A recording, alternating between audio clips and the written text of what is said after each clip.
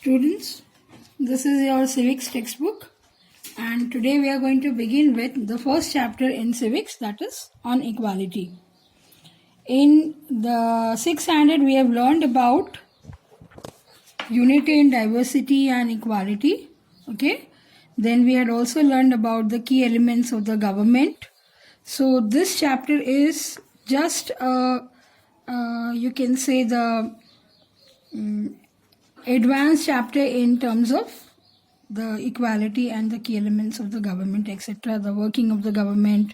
Okay, equality or right to equality is one of the fundamental rights of the citizens of the country as per the Constitution of India.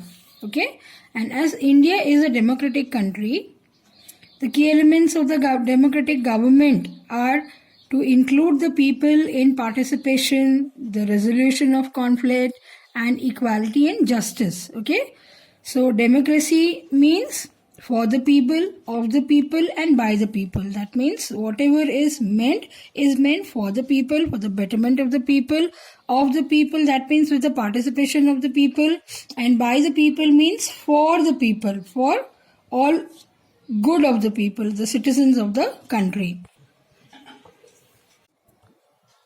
So India is one of the largest democratic countries of the world, and in a democratic country, the government is being elected by the vote of the citizens of the country as well as the participation of the people of the country. Okay, so the democratic government has got its major work to do is to resolve the conflicts of the people, to provide them equality, and to give justice to the people of the country. So what this exactly equality is? Equality is the key feature of a democracy and influences all aspects of its functioning. That means whatever is being carried out as the function of the government is based on the key feature, that is equality. Here you are going to also learn about what is equal right to vote, then what are the different kinds of equality, etc. Okay. On this page you can see the different people, right? There are Sikh, there are Muslims, there are Christians, there are Hindus. These all belong to the different religions of the country, and our country is a secular country as well, where all the religions are being practiced together, and they all have got, all the people who worship their religion have got their right to worship their religion in their own ways. Okay, so what this exactly equal right to vote is? When I say that the democratic government is being elected by the participation of the people of the country or the citizens of the country, that means it has to go under some law, and this law is being recommended or provided by the Constitution of our country. Okay, so what is that? It is the universal adult franchise, that is equal right to vote.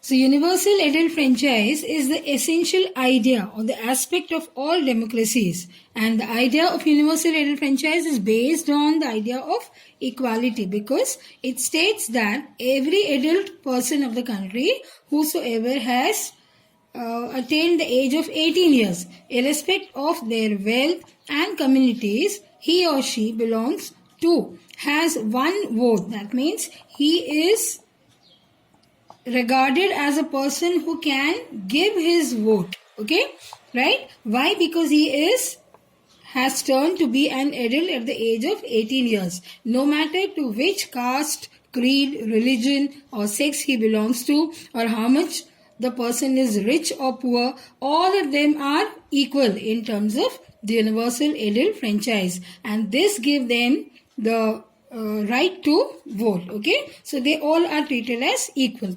In this picture you can see, children, this is a family, right? There is a female and a male here who are sitting in their house, and there is one more female who is doing the household work. Okay, so she is said to be as a domestic worker who is working for this family.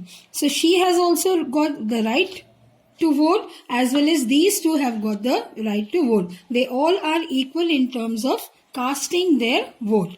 Okay, and there has to be no discrimination among these, right? They all are equal for the law. Okay, so the Indian Constitution recommends that all persons are equal before the law, and they all who have turned out to be at the age of 18 years have got their right to vote.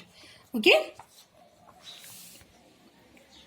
so this proves that equality is a key feature of democracy and influences all aspects of its functioning. That means on the basis of equality, a democratic government has to rule, and it has to influence all the aspects which are related to giving equality to all the citizens of the country, right? Whether it is the first person, that is president of the country, or whether it is a common man, all of them have got the same right to equality. Okay, now there are other kinds of equality. What are those?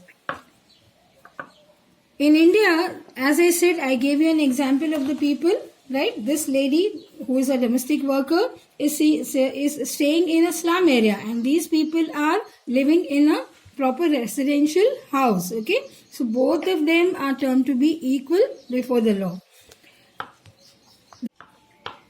People in our country experience different forms of inequality, okay, in different ways, right? And some of them are explained here, which I am going to explain you right now.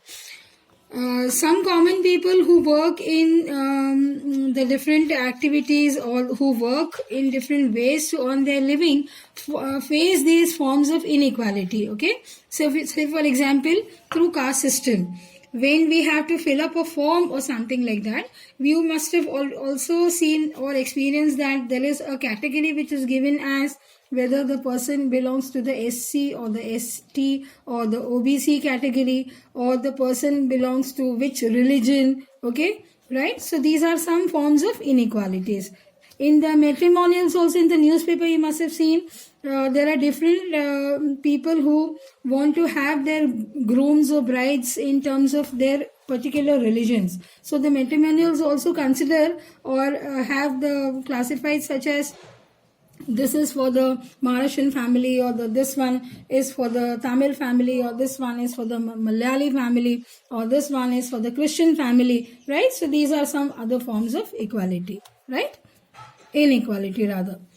In the early times, there was a term said to be as Dalit, and Dalit is a term that was called as the people who belong to the low caste, and they were addressed with this term, that is Dalit, right? And this continued for a long time in India in terms of discrimination, right? But as the constitution came into existence, and you all know that the father of the constitution, that is Baba Sahib Ambedkar, had formulated this constitution of India, right? It gave some rules and regulations, which is said to be as the document which contains the rules and regulations of the country, for the country, which are to be obeyed by every citizen of the country. Okay, so in this Indian constitution, it was being recognized that there would not be any sort of discrimination between the people in terms of caste, religion, or their sex. Okay, but still this continued for a longer time, and after some time, or as during the process of freedom struggle of India, the Harijans etc. were being not considered as the people who belong to the same groups of the communities. They were said to be as the untouchables etc. Right? But gradually, when this constitution properly came into existence and working, untouchability was said to be as a crime, and it was punishable by the law. Okay, so gradually it stopped, and now this type of untouchability or stereotype is not found in India. Now every person has his own dignity, right?